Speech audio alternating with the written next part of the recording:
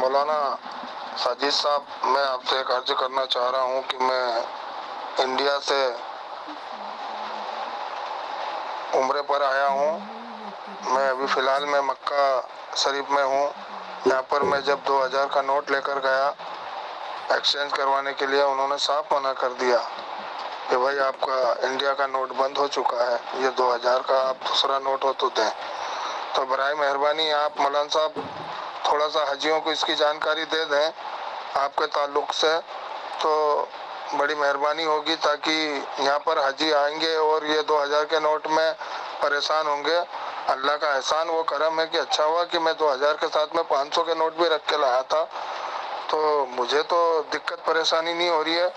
برائے مہربانی آپ تھوڑا سا یہ بتا دیں کہ 2000 کے نوٹ حجیوں کو لے کر نہیں آنا ہے۔ السلام علیکم ورحمۃ اللہ وبرکاتہ۔